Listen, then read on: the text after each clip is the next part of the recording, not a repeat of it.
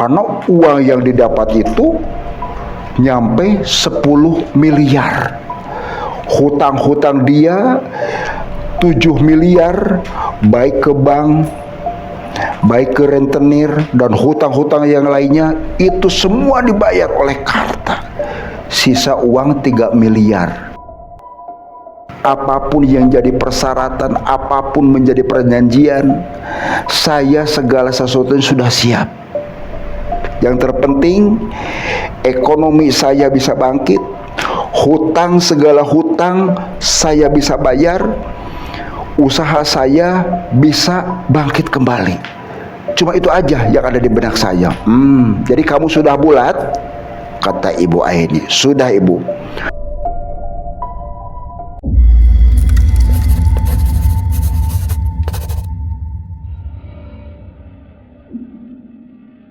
Bismillahirrahmanirrahim.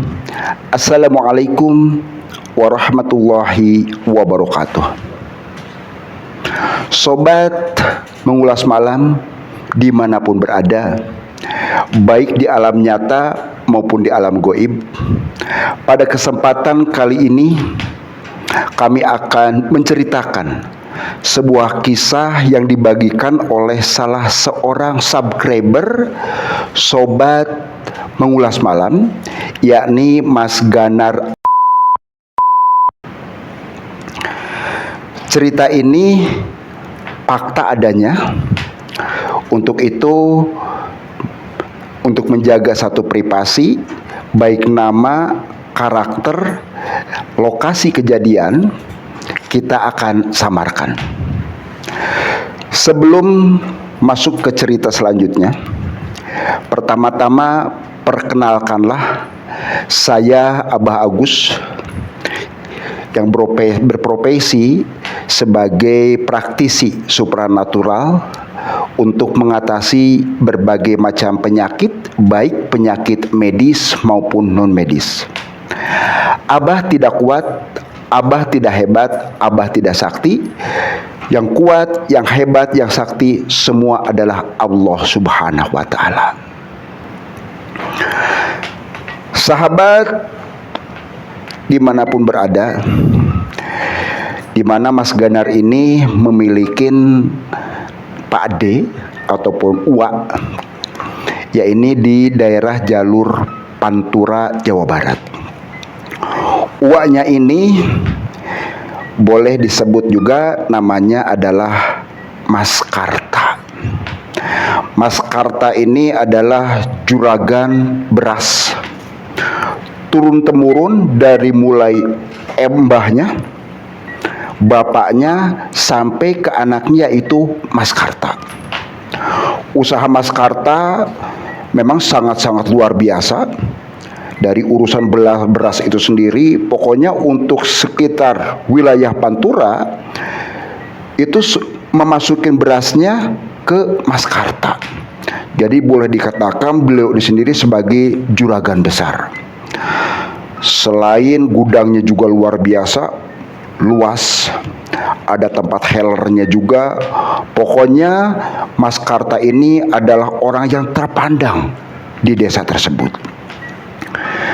Kendaraannya pun untuk suplai ataupun ngirim barang ke beberapa wilayah, baik ke wilayah Jawa Timur, ke wilayah Jawa Tengah, ke Jawa Barat, sampai ke DKI. Ini kendaraannya aja sampai 20 truk pusok semuanya.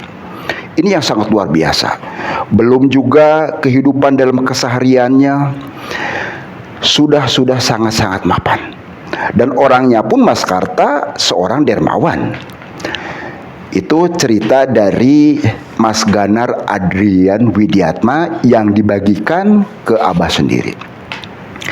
Singkat cerita, karena kita semua tahu bahwasanya era tahun 97, era tahun 98 ini lagi krisis ekonomi. Tatanan Asia termasuk kita di sini Indonesia ini kena imbasnya. Usaha yang tadinya sedang eksis, sedang bagus-bagusnya, semuanya terjatuh, semuanya hancur. Termasuk salah satunya adalah Mas Karta. Mobil Puso yang biasa ngirim ke berbagai macam tempat itu, yang tadi disampaikan, ke Jawa Timur, Jawa Tengah, Jawa Barat sampai ke DKI, satu demi satu ini terjual. Terjualan. Dari 20 kendaraan truk Pusonya ini cuma tersisa 5 kendaraan. Sudah pasti kendaraan pribadi juga dia ini sendiri terjual semuanya.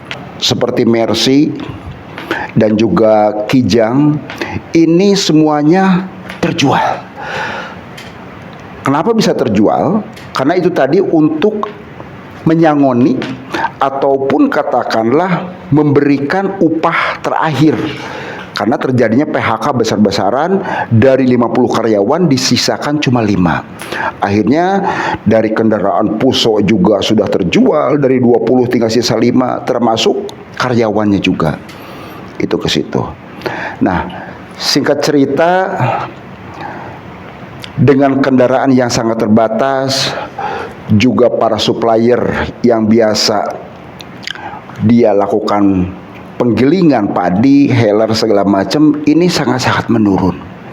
Lambat laun kendaraan Puso yang sisa 5 semuanya habis terjual.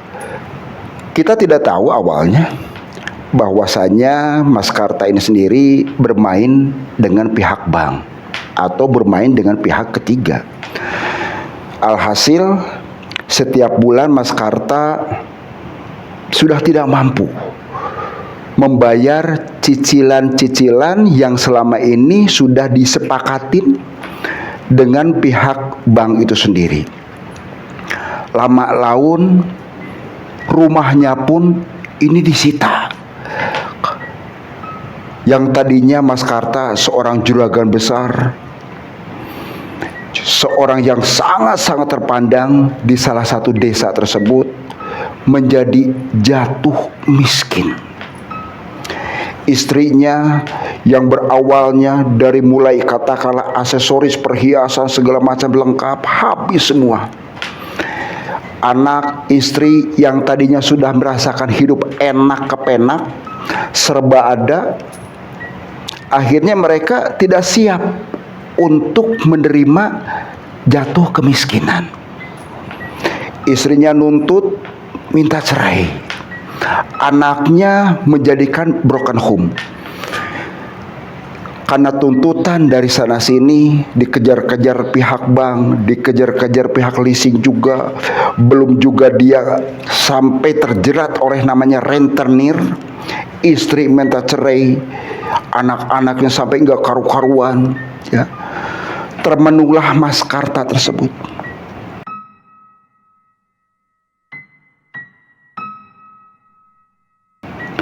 Berpikir, saya harus ngambil sikap seperti apa dalam keadaan terpuruk. Nangis Mas Karta tersebut. Bisa sobat bayangkan, di saat seseorang lagi hidup mapan, kekayaan melimpah, banyak saudara, teman kerabat yang kenal, apalagi yang katakanlah yang tidak kenal juga, sok-sokan mengaku saudara. Telepon sering berdering segala macam. Tapi kala jatuh miskin, tidak ada satu orang pun yang menyapa Mas Karta.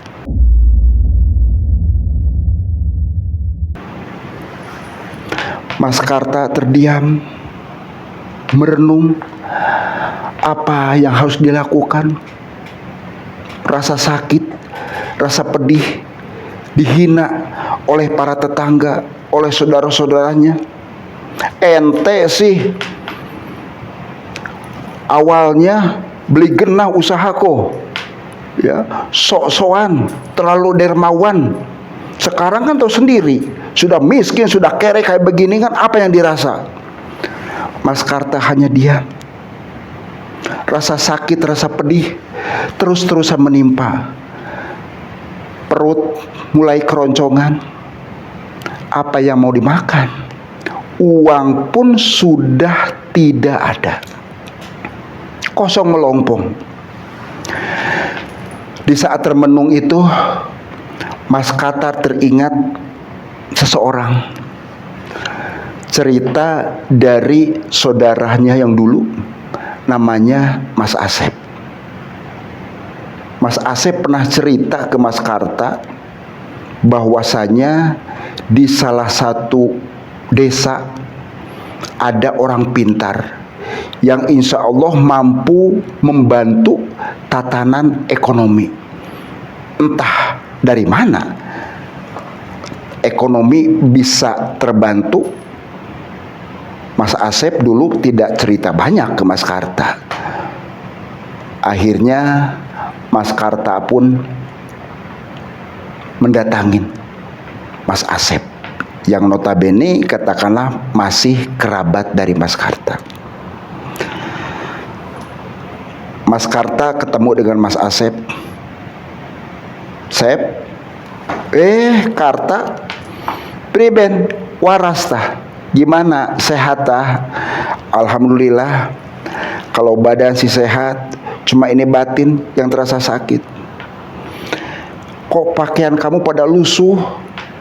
Pakai apa ke sini? Dulu kan kamu ada mobil segala macam. Yaitu tadi, Sep, tatanan ekonomi saya lagi jatuh. Istri saya cerai sekarang. Anak-anak entah pada kemana. Saya sekarang itu lagi betul-betul pusing, kepepet dalam kehidupan ini. Rumah sudah disita karena saya sudah tidak mampu bayar ke bank. Rentenir, ngejer-ngejer dari leasing. Pokoknya saya betul-betul dasmet, Sep.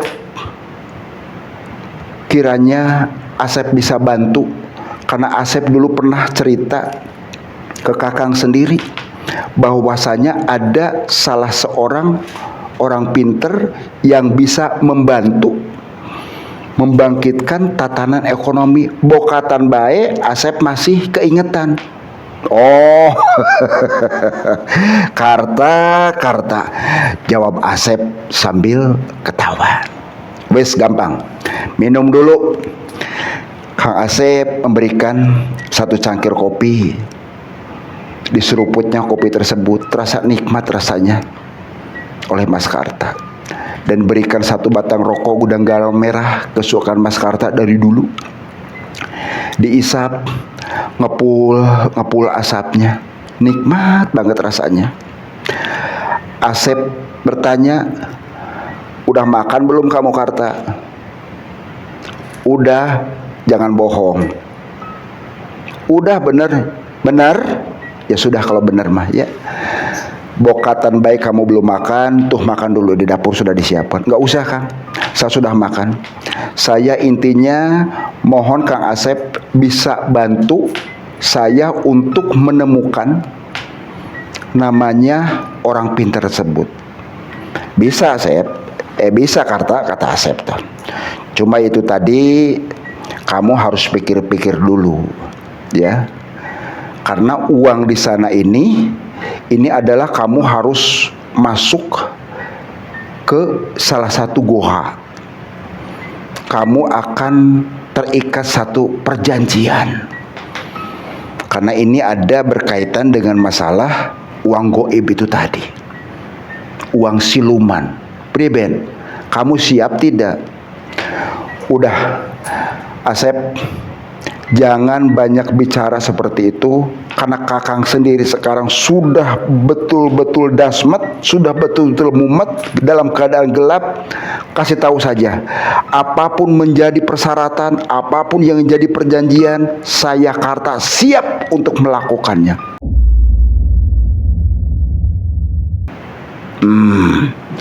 Kalau sudah bulat seperti itu, saya akan kasih tahu. Diantarlah sekalian, Sep. Nggak bisa. Kalau saya antar kamu ke sana, sudah pasti saya pun harus ikut bergabung dengan kamu sendiri. Saya enggak. Ya sudah kalau begitu, jawab Karta. Akhirnya Mas Asep memberikanlah salah satu alamat ke Mas Karta, yaitu di sekitaran Jawa Tengah.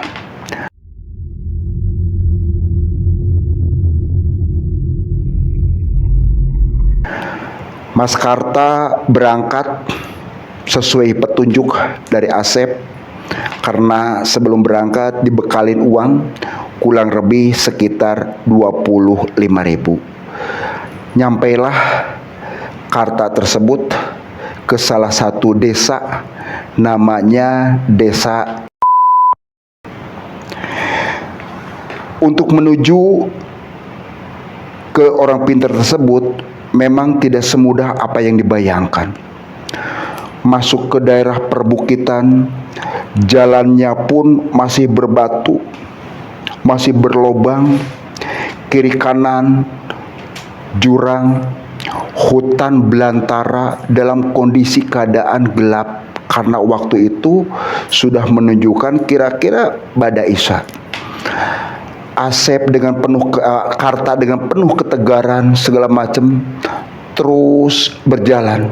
Yang terpenting saya harus bisa ketemu dengan namanya orang pintar.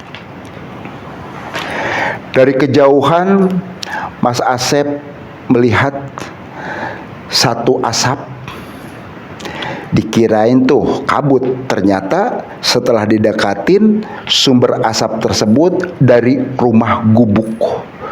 Alhamdulillah Mas Karta nyampailah ke rumah gubuk tersebut. Terus bertanya Mas Karta, setelah dipanggil-panggil 2-3 kali, akhirnya yang di dalam rumah pun menyaut. Tibalah nenek tua yang ada di depan Mas Karta. Ada apa, Dek? Malam-malam ke tempat Ibu? Mohon maaf Ibu, saya Karta, barangkali berkenan, saya mau bertanya. Oh boleh, masuk ke dalam. Akhirnya Karta pun dipersilahkan masuk oleh ibu, namanya Ibu Aini. Dari mana adek tuh? Ibu Aini membuka pembicaraan. Karta pun menjelaskan bahwa dia dari Pantura, Jawa Barat. Dia nyampe ke daerah Jawa Tengah ini dengan segala keterbatasan, terjatuhnya tatanan ekonomi. Pokoknya Karta cerita dari awal berhasilnya usaha sampai betul-betul terpuruknya kepada Ibu Aini tersebut. Begitu. Terus selanjutnya bagaimana ini, Dek Karta ini? Kata Ibu Aini. Maksud saya begini Ibu, saya dapat informasi dari kerabat saya Asep bahwasanya di daerah ini ada orang pinter yang bisa katakanlah menjembatani perihal keuangan untuk membangkitkan tatanan ekonomi. Ada, jawab Ibu Aini. Tapi tidak semudah itu, ya. Kamu harus pikir panjang, karena berat. Kamu harus melakukan satu perjanjian, kamu terikat nantinya. Itu Ibu Aini menyampaikan terhadap Karta. Karta dengan sigap, Bu, mohon maaf, apapun yang jadi persyaratan, apapun menjadi perjanjian, saya segala sesuatu sudah siap. Yang terpenting ekonomi saya bisa bangkit, hutang, segala hutang saya bisa bayar, usaha saya bisa bangkit kembali. Cuma itu aja yang ada di benak saya. Jadi kamu sudah bulat? Kata Ibu Aini. Sudah Ibu. Ada di daerah tidak jauh dari sini, kurang lebih sekitar 1 kilo. Namanya adalah Ki Warso. Ki Warso itu adalah dukun yang bisa melipat gandakan uang. Di samping itu juga Wakarso ini bisa membantu perihal uang goib. Bagaimana? Siap? Siap? Terima kasih kalau begitu. Ya sudah, karena ini sudah larut malam, kamu istirahat aja dulu sini. Nggak usah Bu, terima kasih banyak ya. Yang terpenting saya sudah dapat saran dari Ibu. Saya malam ini juga harus tetap berangkat, harus bisa ketemu dengan namanya Aki Warso tadi. Ya sudah kalau begitu mah. Hati-hati ya di jalannya, karena di sana terus terang saja banyak serigala-serigala, terkadang juga ada ular ya. Ularnya baik ular sanca, yang berbahaya itu ular kobra ya, sama ular hijau yang dari pohon itu, hati-hati. Insya Allah Bu, terima kasih ya. Akhirnya Mas Karta pun pamitan ke Ibu Aini. Berjalannya terus Mas Karta tersebut dengan tujuan dia harus segera menemukan rumah Aki Warsa tadi. Akhirnya Mas Karta ketemu rumah ibu atau rumah Aki Warsa tadi. Diketuk-ketuknya pintu beberapa kali, tidak ada yang menyaut. Kelima kali baru ada yang jawab dengan suaranya yang terbata-bata ya. Tiba-tiba pintu dibukakan oleh seseorang kakek sepuh. Kakek sepuh tersebut langsung bertanya, "Siapa gerangan? Ada maksud apa ini malam-malam ke tempat sini? Mohon maaf sebelumnya, apakah ini betul rumah Aki Warsa?" "Betul." "Adik siapa, dari mana?" "Saya Karta dari Pantura, Jawa Barat." Masuk kalau begitu." Akhirnya Karta pun setelah dipersilahkan masuk, dia duduk di tikar yang sudah disiapkan oleh Aki Warsa tadi. Aki Warsa langsung bertanya kepada Karta, "Ada apa maksud tujuan adik Karta ke sini?" Kata Aki Warsa, "Saya ingin dibantu, tatanan ekonomi saya lagi jatuh segala sesuatunya. Saya ingin bayar hutang. Ekonomi saya, usaha saya yang sedang terpuruk ini mohon bisa dibantu." Aki Warsa pun menjawab dengan entengnya, "Gampang perihal tersebut. Tapi apakah kamu siap melakukan hal-hal yang katakanlah sifatnya perjanjian? Karena ini tidak mudah. Tidak ada bahasa batal di tengah jalan." Karta pun menjawab, "Aki, apapun yang menjadi persyaratan, apapun yang jadi perjanjian, Karta siap segala-galanya." Kata Aki Warso, "Kalau begitu kamu sudah siap, sana mandi dulu, bersihkan badanmu nih." Aki Warso memberikan 7 macam bunga yang harus dimandikan oleh Karta. Setelah mandi segala macam, badan Karta pun terasa segar. Rasa capek hilang dengan sendirinya. Karta pun menghadap lagi ke Aki Warso. "Bah, sudah ini, sudah beres semuanya. Kalau sudah beres, jangan lupa nanti kamu harus bacakan mantra." "Apa kira-kira mantranya?" "Jangan dikira-kira, tapi yang pasti segala sesuatunya," kata Aki Warsa tersebut. "Gimana, sudah siap?" "Sudah. Nih mantranya. Buka tangan kamunya keduanya, tutup mata kamunya." Akhirnya Ki Warsa membacakan satu mantra yang disalurkan kepada Karta.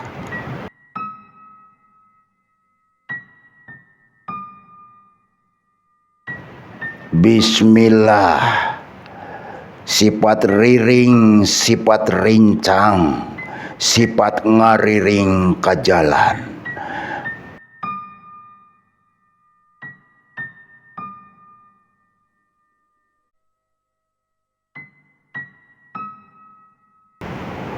Cukup dibaca itu terus sampai nanti ada sosok yang datang ke kamu. Paham? Paham. Untuk sobat mengulas malam, mantra tadi tidak untuk dicoba, tidak untuk ditiru, karena perlu tuntunan khusus. Sekali lagi, mohon maaf, Aki Warsa pun mempersilahkan Karta masuk ke ruangan, yakni ke kamar yang sudah disiapkan. Masuklah Karta tersebut ke ruangan dalam keadaan gelap gulita, tidak ada lilin, pokoknya pencahayaannya pun tidak ada.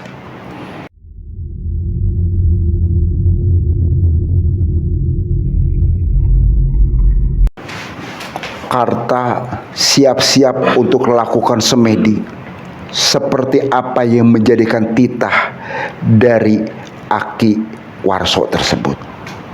Dibacalah mantra-mantra yang dari Aki Warsa tersebut. Ada mungkin kurang lebih sekitar 2 jam Karta terus membaca dengan khusyuknya.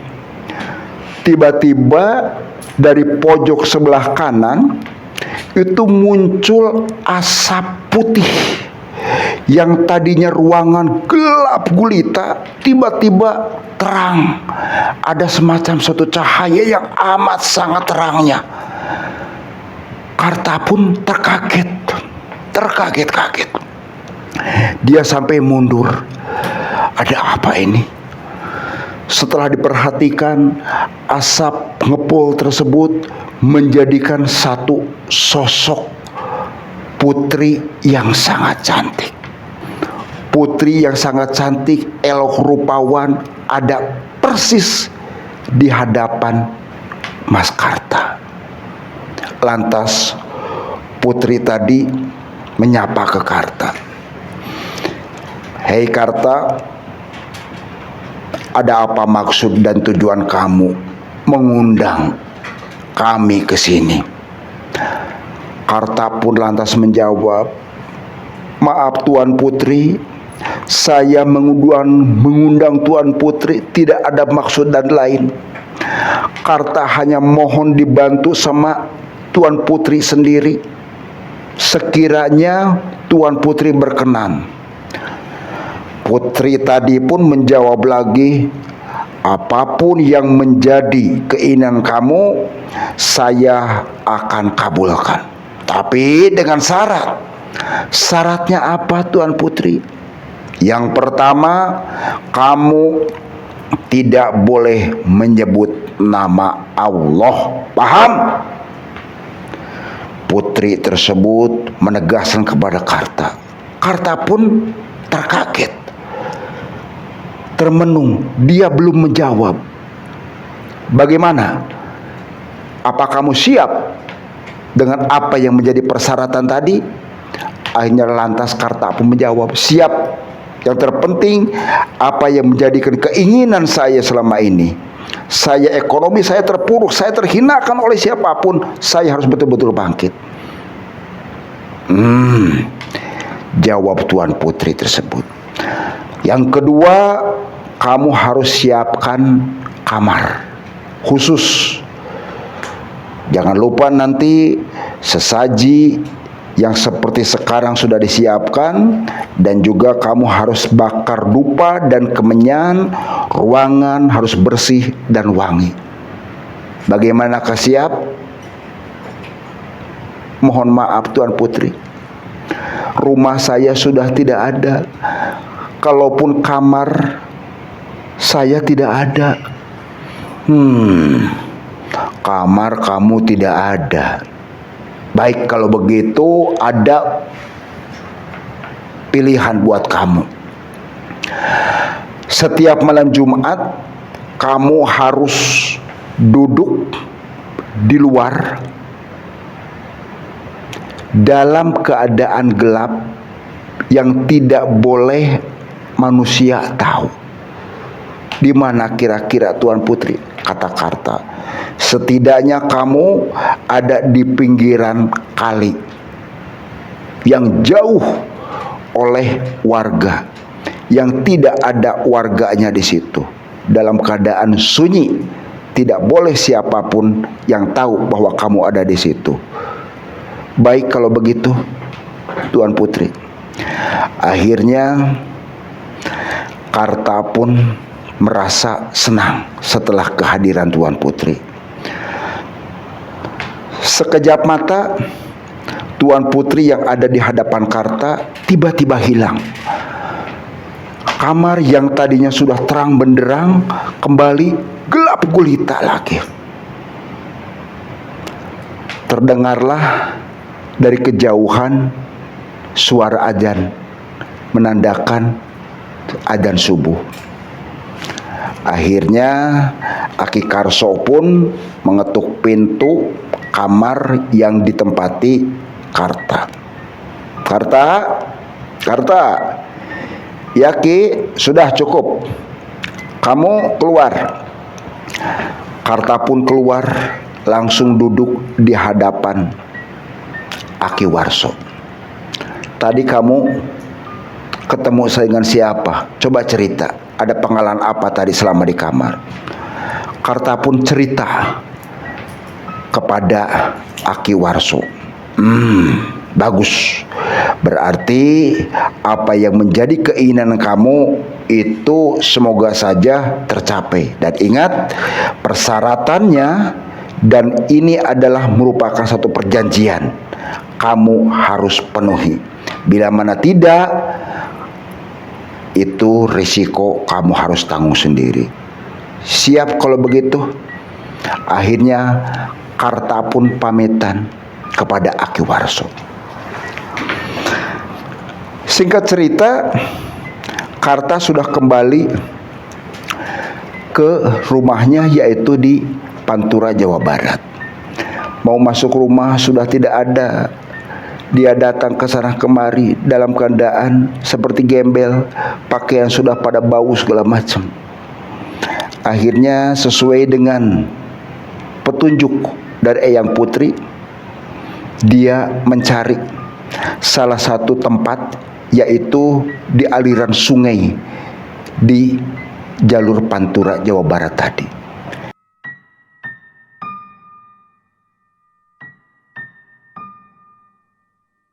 Dia terdiam sendiri.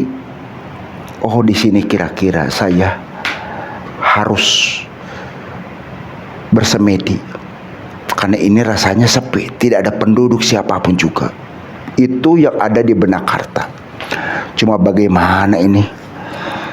Harus ada sesaji, dupa, kemenyan, uang juga saya sudah tidak ada. Gumam Karta. Kalau begitu saya harus datang dululah ke saudara. Barangkali saudara saya bisa bantu sedikit-sedikit, ya setidaknya untuk beli sesaji. Akhirnya Karta pun datanglah ke saudaranya. Saudaranya pun tidak banyak nanya, akhirnya memberikanlah uang kurang lebih sekitar 20.000. Karta ke pasar membelikan belanjaan, beberapa sesaji, kemenyan, termasuk dupa juga. Sesaji pun ya secukupnya. Kalau dikatakan lengkap sih tidak memadai. Dikemaslah barang-barang tersebut. Malam itu hari Kamis malam Jumat, jatuh pada bulan purnama. Karta sudah menyiapkan segala sesuatunya. Penerangan di sungai tersebut atau di pinggiran sungai tersebut hanya mengandalkan cahaya dari bulan purnama tersebut. Karta bersemedi sambil membaca mantra yang pernah diberikan oleh Aki Warso. Dengan husunya Karta membaca, terus dibaca. Entah dari mana, tiba-tiba ada angin yang sangat kencang sekali. Seperti angin puyuh, seperti angin topan. Muter. Akhirnya angin tersebut berwujudlah satu sosok putri persis yang ada di kamar waktu tempo hari di rumah Aki Warso. Putri itu langsung menyapa ke Karta. Karta, iya Tuan Putri. Bagaimana? Kamu sudah siap? Siap. Yang awalnya dilihat oleh Karta putri cantik, elok rupawan, itu berubah wujud menjadi sosok ular yang sangat besar sekali. Karta pun terkaget, hampir pingsan pada malam itu. Tapi Karta teringat apa yang menjadikan titah dari Eyang Putri ataupun Tuan Putri tersebut, bahwasanya dia tidak boleh menyebut nama Allah. Dia hanya termenung dan terdiam. Tuan Putri pun langsung menyapa Karta. Karta, kamu harus siap untuk menjadi suami saya, kata Tuan Putri kepada Karta. Siap Tuan Putri, apapun yang menjadi keinginan Tuan Putri akan Karta penuhi. Baik kalau begitu. Akhirnya Karta pun nikah secara goib dengan putri tadi. Disaksikan tentunya oleh para dedemit, oleh para siluman yang hadir di tempat tersebut. Seketika itu juga Karta dan Tuan Putri melakukan hubungan suami istri. Karta dibelit badannya oleh ular yang bersisik tadi, perwujudan dari Tuan Putri. Rasa sakit yang dirasakan oleh Karta terima begitu saja. Apalagi setelah kelaminnya dia merasa terjepit oleh Tuan Putri tadi. Entah berapa lama Karta sampai merasakan betul-betul sakitnya, bukan kenikmatan yang didapat Karta di saat melayani Tuan Putri. Terdengarlah suara azan. Akhirnya putri cantik yang berwujud ular tersebut hilang seketika. Karta merasa kaget setelah hilangnya Tuan Putri tadi. Rasa nyeri, rasa ngilu yang dirasakan seluruh badan Karta sendiri itu sirna sempurna setelah melihat tumpukan uang yang ada di sebelah kanan dan di sebelah kiri Karta tersebut. Karta kaget. Oh, ini ternyata uang dari Tuan Putri ini sendiri.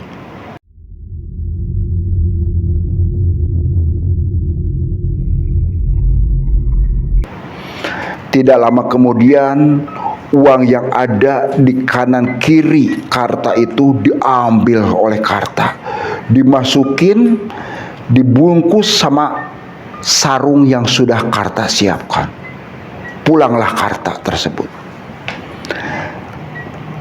Di rumah datang ke tempat saudaranya, karena tahu sendiri Karta sudah tidak memiliki rumah apapun juga. Karta menyampaikan kepada saudaranya, "Mas, Kira-kira ada nggak ya rumah yang murah-murah di sini? Maksud kamu apa, Karta? Jangan mimpi kamu tuh, uang aja kamu nggak punya, sudah habis kok mikir rumah. Enggak, ini mah kiranya tahu ada nggak, banyak di sini. Kalau kamu mau punya duit, silahkan. Jawab saudaranya. Setelah dikasih informasi dari saudaranya, Karta pun mencarilah satu perumahan yang cukup mewah, perumahan real estate. Akhirnya Karta pun membeli rumah real estate dengan berbagai macam fasilitas segala macamnya.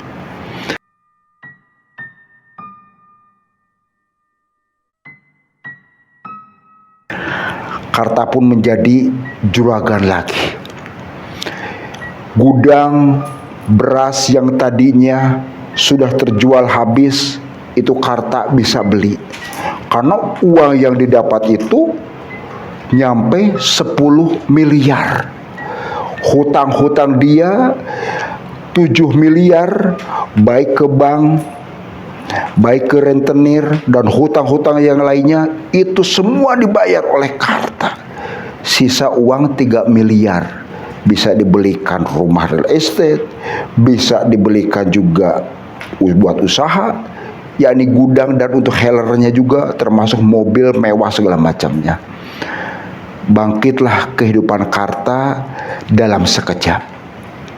Tentunya baik saudara, tetangga-tetangganya pun, karena rumah real estate itu tidak jauh dari rumah Karta yang dulu, pada kaget, pada curiga.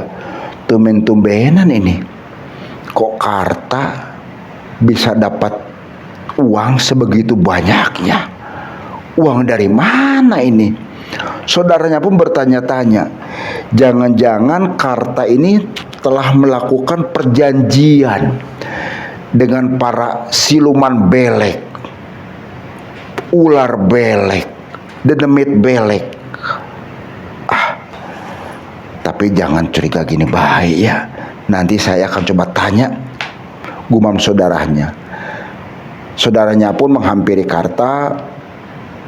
Mas, waduh, ini hebat banget kamu, rumah mewah, usaha sekarang sudah mulai jalan lagi, mobil segala macam, hutang-hutang kamu baik ke bank, ke rentenir, dan ke yang lain bisa kamu bayar. Uang dari mana? Karta pun lantas menjawab, ya namanya usaha mah mana aja, yang terpenting apa yang menjadikan harapan dan cita saya ini bisa terpenuhi. Tapi hati-hati lah ya, awas jamu, jangan pernah melakukan hal-hal yang sifatnya dilarang oleh agama. Oh tidak, jawab Karta. Pulanglah saudaranya. Karta pun teringat apa yang menjadi perjanjian dengan Eyang Putri. Dia sudah menyiapkan kamar khusus yang tidak boleh dijamah oleh siapapun. Pokoknya setiap Kamis malam Jumat, Tuan Putri tersebut pasti datang dan minta disetubuhi oleh Karta. Tepat malam Jumat, jatuhnya itu di malam Jumat Kliwon. Karta sudah menyiapkan segala sesuatunya di kamar khusus, kamar pribadi yang tidak boleh diketahui oleh siapapun. Emang di rumah yang besar itu Karta hanya sendirian, karena dengan istrinya sudah cerai, anak-anaknya pun entah pada kemana, karyawannya pun memang sih tidak tinggal di rumah itu. Jadi cuma Karta aja sendirian. Dari mulai jam 8 malam, jam 10, jam 12 malam, tiba-tiba mati lampu yang tadinya terang benderang, itu mati seketika. Setelah lampu mati di kamar Karta, muncullah sosok Tuan Putri yang cantik dan molek tadi menghampiri Karta. Sosok putri yang cantik, elok rupawan. Seperti biasa dia berubah wujud menjadi ular besar lagi. Karena sudah 2 kali, waktu pertemu awal di rumahnya Aki Warso masih berbentuknya Tuan Putri. Tapi setelah kedua kali ini sudah berbentuk ular, Karta pun tidak kaget. Disetubuhilah Tuan Putri yang berwujud ular tadi oleh Karta. Ada kurang lebih sekitar 3 jam. Karta pun sudah menjadi kewajiban, karena dia sebagai suami dari Tuan Putri, dia harus terus melakukan persetubuhan. Persetubuhan yang dirasa Karta bukan kenikmatan. Seperti yang tadi disampaikan, rasa nyeri, rasa ngilu seluruh badannya, sakit yang amat sakit. Mau tidak mau, Karta pun harus siap. Entah berapa, mungkin sekitar 3 jam, karena terdengar lagi adzan subuh.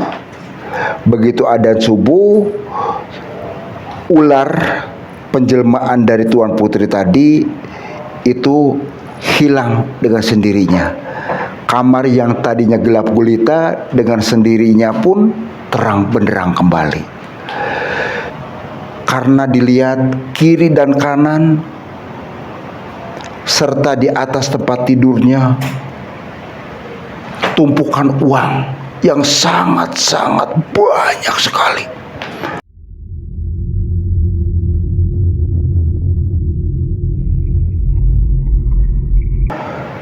Dari minggu ke minggu uang Karta bukannya berkurang, nambah terus.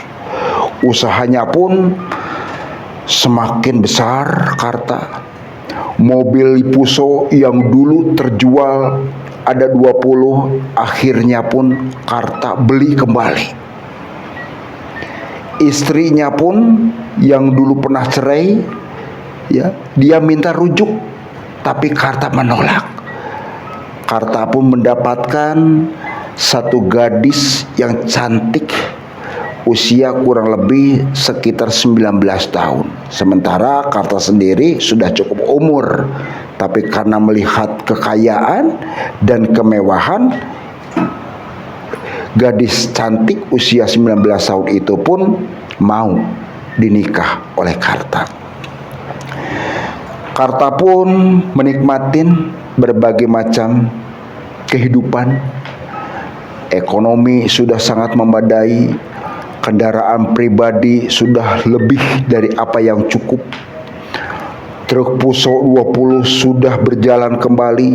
Kiriman beras ke daerah Jawa Timur, Jawa Tengah, Jawa Barat, bahkan sampai ke DKI pun ini Karta sudah bisa menyuplai kembali.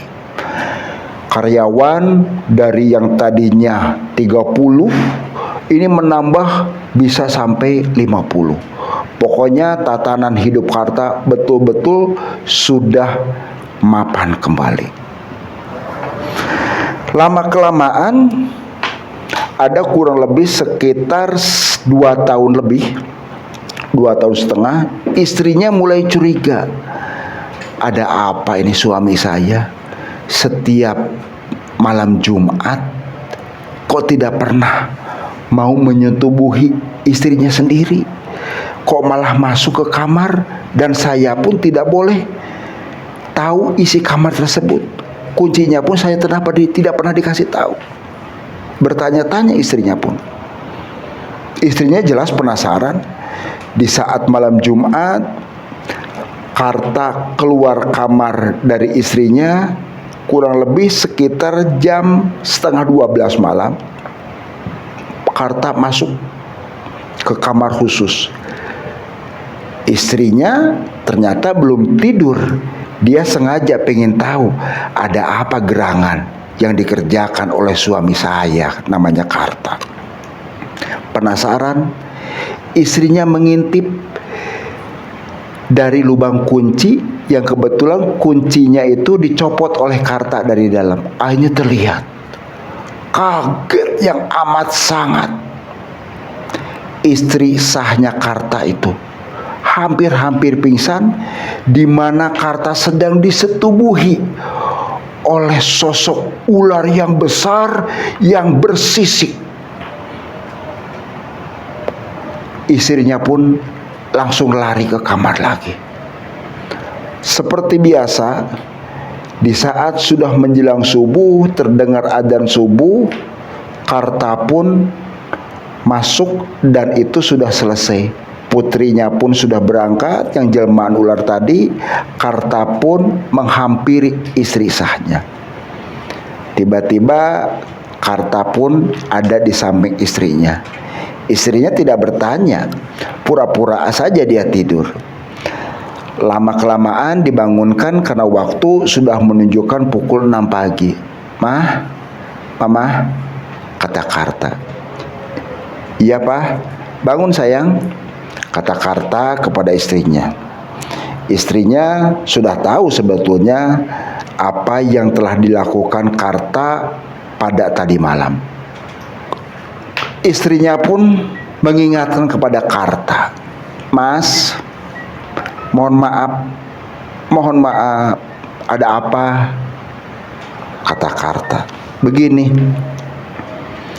tadi malam Mama tanpa seizin Papa telah mengintip, telah melihat Papa masuk ke kamar khusus. Ternyata Papa sedang melakukan hubungan dengan sosok ular yang besar." Mama terus terang saja kaget dan Mama tidak terima.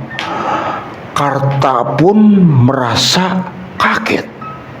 Kok istrinya bisa sampai tahu? "Papa, coba istighfar, Pak. Jangan seperti itu.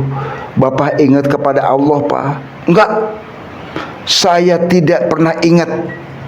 Saya tidak mau mengucap istighfar. Istighfar, Pak. Jangan sampai nanti Papa sendiri ikutin jalan sesat terus." "Tidak." Akhirnya istri di situ terjadilah pertengkaran. Istrinya pun minta tolong kepada salah satu ustadz. Karena Karta entah tahu dari mana tiba-tiba pingsan. Istrinya lari ke tetangganya yang kebetulan sebelah rumah. Dia adalah ustadz. "Pak Ustadz, mohon tolong, suami saya kok tiba-tiba pingsan. Sekiranya bisa dibantu." Akhirnya ustadz tersebut datang menghampiri Mas Karta yang sedang jatuh pingsan. "Tolong siapin air putih 1 gelas." Akhirnya istri Karta pun menyiapkan air 1 gelas, ditaruhlah di hadapan ustadz. Setelah dibacakan rapalan-rapalan, sang ustadz pun kaget. Ternyata Karta telah melakukan satu persekongkolan dengan namanya siluman ular belek.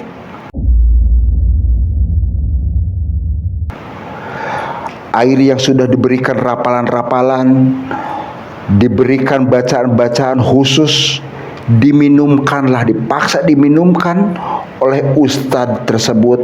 Dibukalah mulut Karta dengan tetesan 1, 2, 3 tetes.